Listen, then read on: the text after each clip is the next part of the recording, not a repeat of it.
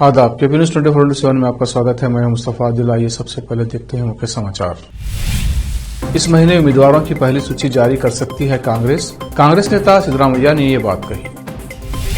Bengaluru airport पर जांच के दौरान उतरवाए गए महिला के कपड़े, पीड़िता ने कहा बेहद अपमानजनक था।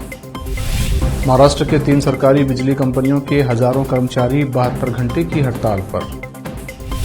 भारत जोड़ो यात्रा का आज 109वां दिन राहुल गांधी के नेतृत्व में उत्तर प्रदेश के बागपत से हुई शुरू। दिल्ली में एक और दरिंदगी, दोस्ती तोड़ी तो सरफिरे ने युवती को चाकू से गोदा, हालत गंभीर। वंदे भारत ट्रेन पर बंगाल में फिर पथराव, पिछले 2 दिनों में हुई दूसरी घटना।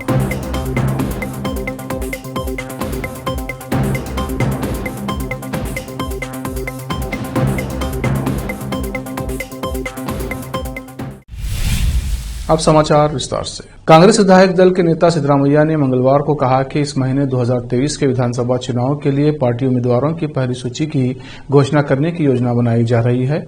सिद्धरामैया ने मलावी जलाशय की यात्रा के दौरान संवाददाताओं से कहा, राज्य में कांग्रेस पार्टी के पक्ष में लहर है और जिसके कारण टिकट के इच्छुक लोगों की संख्या अधिक है। कांग्रेस को 2023 के विधानसभा चुनाव के लिए टिकट के लिए 1350 आवेदन मिले हैं। ये पूछे जाने पर कि क्या जनार्दन रेड्डी का नया संगठन कल्याण राज्य प्रगति पक्ष भाजपा के वोटों को खाकर कांग्रेस को लाभ पहुंचाएगा, सिद्धरामैया ने कहा कि कांग्रेस पार्टी किसी अन्य पार्टी पर निर्भर नहीं है, हम अपने दम पर चुनाव जीतेंगे।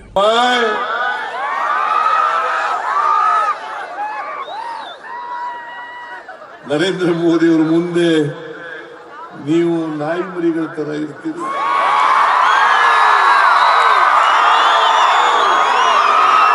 ಗಡಗಡ ಗಡಗಡ ಗಡಗಡ ಅಂತ ನಡುಕ್ತೀರಿ.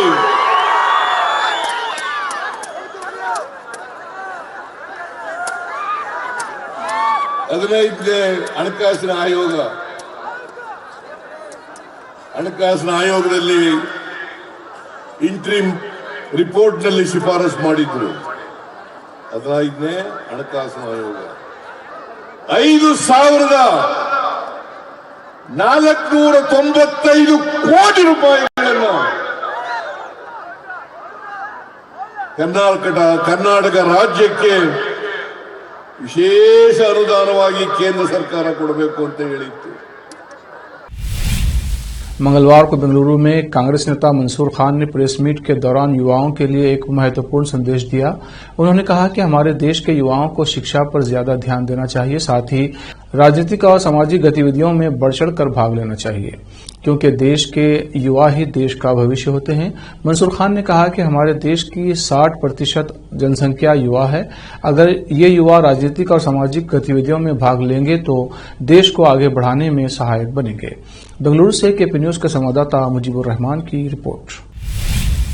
बेंगलुरु एयरपोर्ट पर सुरक्षा के नाम पर एक महिला संगीतकार के कथित तौर पर कपड़े उतरवाने का मामला सामने आया है। घटना के अनुभव को साझा करते हुए पीड़िता ने कहा कि ये बेहद अपमानजनक था। उन्होंने पूछा कि आखिर एक महिला के कपड़े उतरवाने की आपको क्या जरूरत है। बेंगलुरु एयरपोर्ट अथॉरिटी ने इस पर दुख जताया है और कहा है कि मामले की जांच की जा रही है। इस एयरपोर्ट की सुरक्षा का जिम्मा केंद्रीय औद्योगिक सुरक्षा बल के पास है। पीड़ित महिला के ट्विटर हैंडल से पता चल रहा है कि वो संगीत कार्यक्रम करती हैं। महिला ने ट्वीट किया, बेंगलुरु एयरपोर्ट पर सिक्योरिटी चेकिंग के दौरान मुझे शर्ट उतारने के लिए कहा गया। सिर्फ शमीज पहनकर वहां खड़े होना बेहद अपमानजनक था।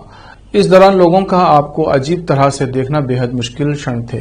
बेंगलुरु एयरपोर्ट अधिकारियों ने पीड़ित महिला के ट्वीट का संज्ञान लेते हुए कहा कि ऐसा बिल्कुल भी नहीं होना चाहिए था। साथ ही महिला से अपना फोन नंबर और पता शेयर करने के लिए कहा है ताकि मामले को बारीकी से समझा जा सके।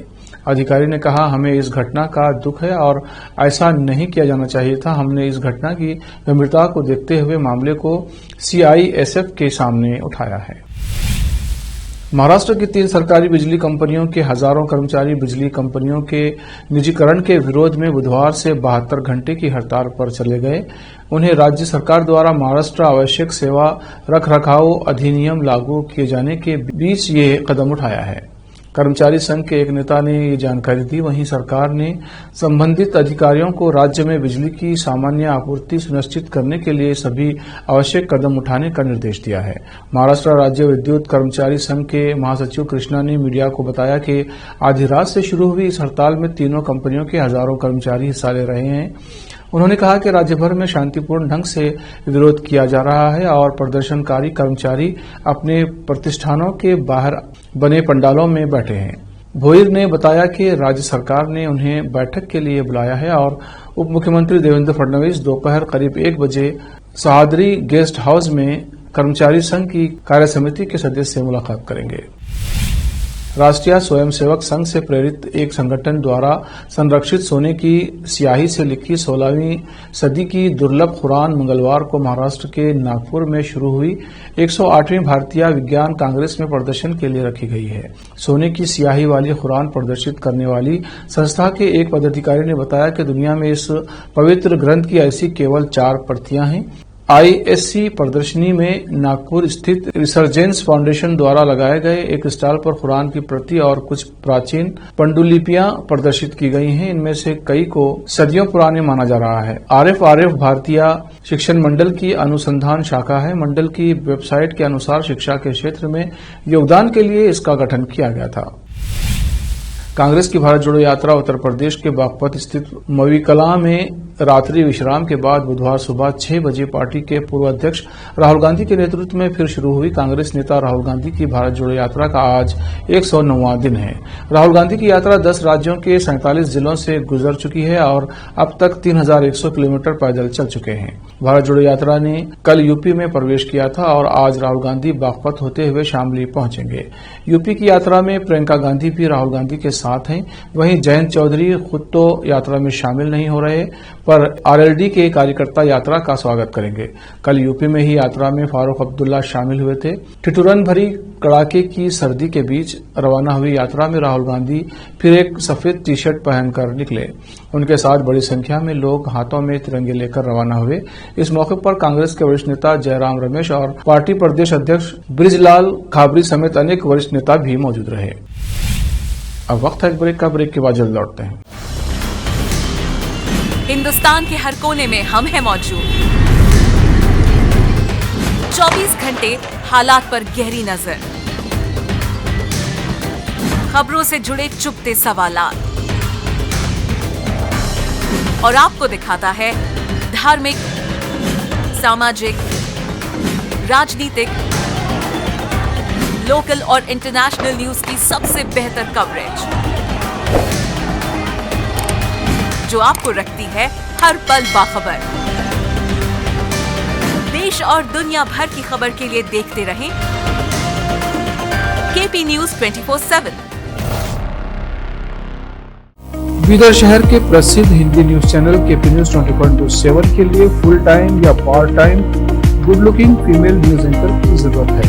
हिंदी लिखना और अच्छी तरह पढ़ना जानने वाले और न्यूज एंकरिंग में रुचि रखने वाले अपने शैक्षणिक प्रमाण पत्र और बायोडाटा के साथ केपी न्यूज के कार्यालय शाहपुर गेट धुंधली रोड पर आए। शैक्षणिक योग्यता और एंकरिंग की योग्यता देखने के बाद सैलरी फिक्स की जाए। न्यूज एंकरिंग में रुचि रखने वालों के लिए सुनहरी मौका।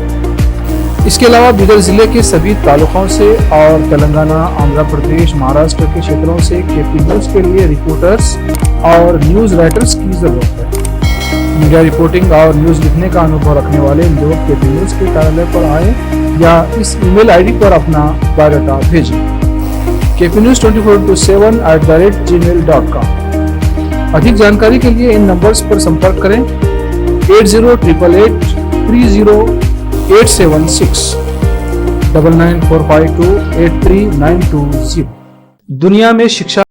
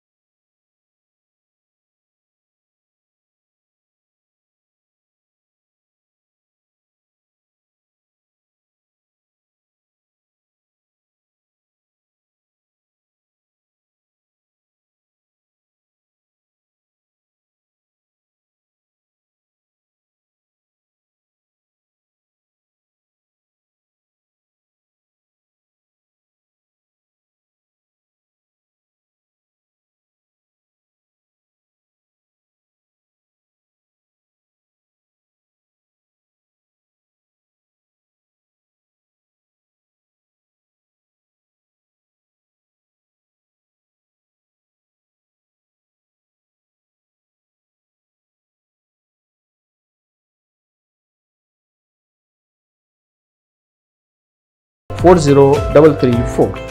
बीदर शहर में वैसे तो कई होटल्स हैं, मगर क्या आपको मालूम है कि बीदर में एक शानदार 3 स्टार होटल भी है? जी हाँ दोस्तों, बीदर में अब 3 स्टार होटल ओपन हो गई है।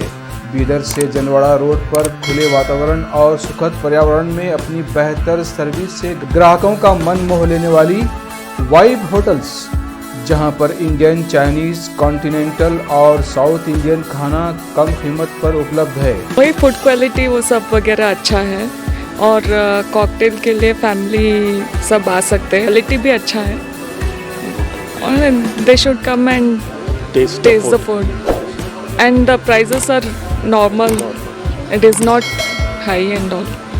ಬೀದರಲ್ಲಿ ಫಸ್ಟ್ ಟೈಮ್ 3 ಸ್ಟಾರ್ ಹೋಟೆಲ್ ತುಂಬ ಚೆನ್ನಾಗಿ ಅನಿಸ್ತಾ ಇದೆ. ಫ್ಯಾಮಿಲಿ ಬರಲಿಕ್ಕೆ ಚೆನ್ನಾಗಿದೆ, ಪ್ಲೇಸಸ್ ಚೆನ್ನಾಗಿ ವಾತಾವರಣ ಇದೆ. साथ ही यहाँ पर बीदर बारबेक्यू रेस्टोरेंट, पुल साइड रेस्टोरेंट और सस्या नाम से वेज रेस्टोरेंट के अलावा बार, जिम, स्विमिंग पूल, 1500 लोगों के लिए ओपन लॉन, 100 लोगों के लिए बैंक्वेट हॉल मौजूद है। और यहाँ पर सूट रूम्स के अलावा डिलक्स रूम भी उपलब्ध हैं, जिनमें सभी प्रकार की सुविधा है। वाइब होटल्स के मालिक राजू मालगे हैं। विभिन्न प्रकार के स्वादिष्ट भोजन और यहाँ पर उपलब्ध रूम्स में रहने का आनंद उठाने के लिए एक बार ज़रूर चले आइए। वाइब 3 स्टार होटल जो ओपन हुई है, यहाँ पर मैं 2-3 बार आया हूँ और यहाँ का टेस्ट भी बहुत अच्छा है। सभी रीज़नेबल हैं यहाँ पे रेट्स वगैरह। याद रखिए, वाइब होटल्स, जहां आप एक बार आएंगे तो बार बार आना पसंद करेंगे और यहाँ के स्वादिष्ट भोजन आपका मन मोह लेंगे। याद रखिए, बीदर ज़िले की एकमात्र 3 star vibe hotel, Janwada road, Navadgiri, Bidar, Karnataka. Contact numbers हैं नूतन हेगड़े, होटल GM 9606027120। नमस्ते, मेरा नाम नूतन है और हम लोग राजू मिलगे साहब ने बीदर में एक अच्छे से 3 स्टार होटल ओपन किया है। अभी great destinations hotels and resorts management company के लिए रन करने के लिए दिया है। बीदर का क्राउड के लिए क्या चाहिए, क्या ज़रूरत है, इसका हिसाब से हम लोग होटल को प्राइसिंग भी किया है। और एक है हमारा pure vegetarian restaurant, South Indian restaurant, Sasya vegetarian restaurant है। और होटल में आपको स्विमिंग पूल है, जिम है और बहुत कुछ जो चाहिए आपको फैसिलिटीज़ अवेलेबल है। तो आपको मॉर्निंग वॉक के लिए भी जा सकते हैं, उतना जगह है इधर सब।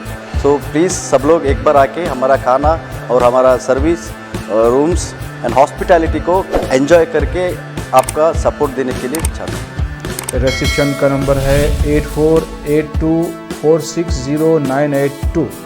ईमेल reservations.b@vibehotels.com और वेबसाइट है www.vibehotels.com।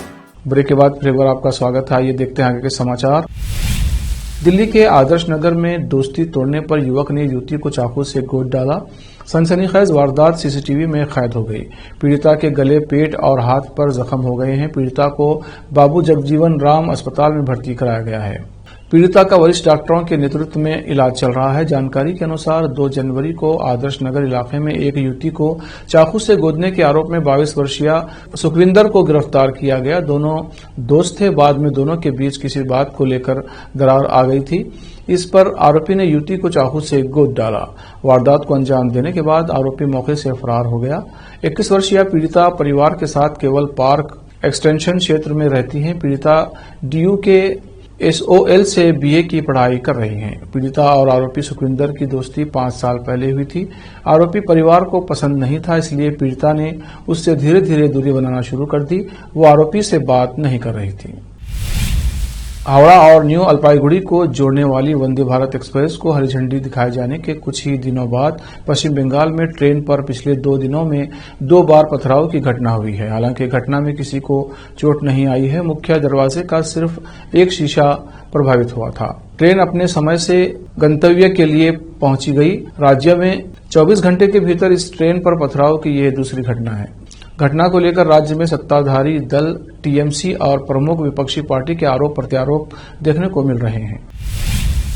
शामली में MKB महासभा के पदाधिकारी व कार्यकर्ताओं ने सावित्रीबाई फुले की जयंती शिक्षा दिवस के रूप में मनाई।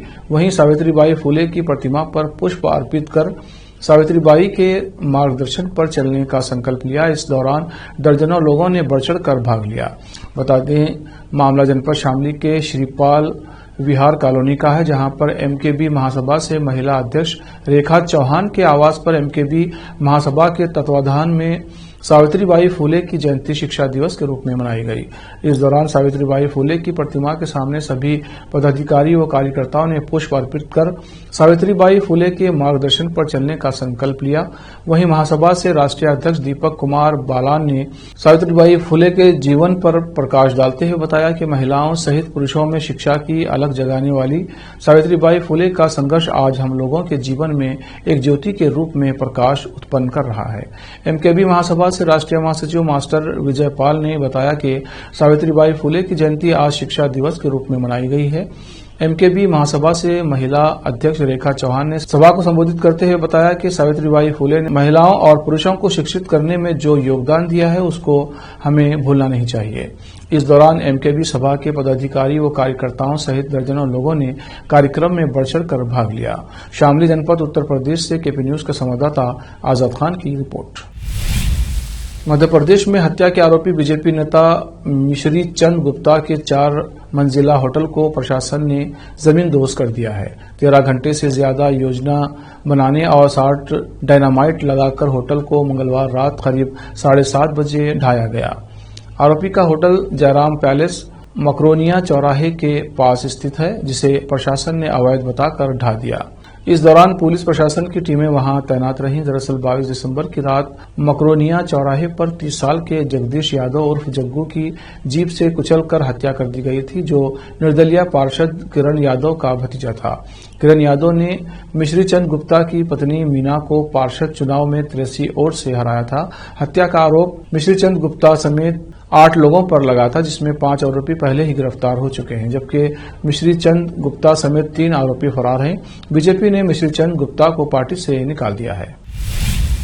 यूपी के हमीरपुर जनपद में चंदन तस्कर गिरोह का आतंक लगातार जारी है।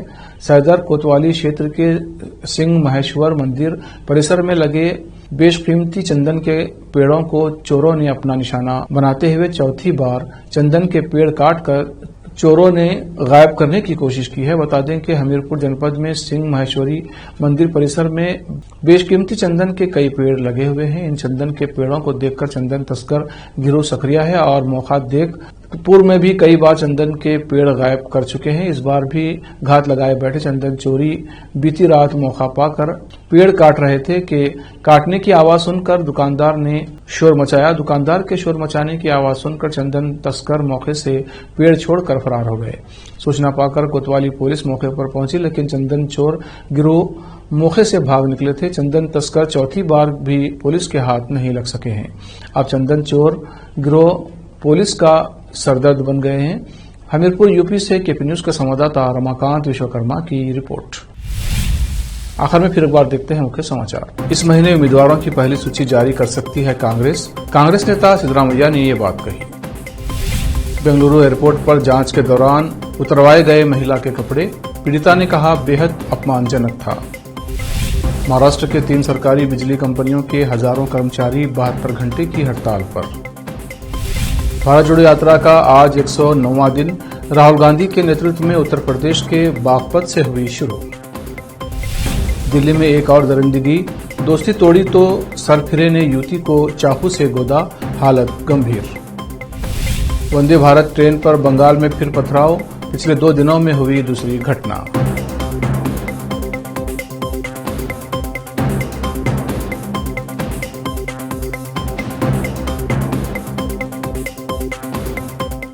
केपी न्यूज में इतना ही। देश प्रदेश के समाचारों के लिए देखते रहिए केपी न्यूज 24/7। धन्यवाद।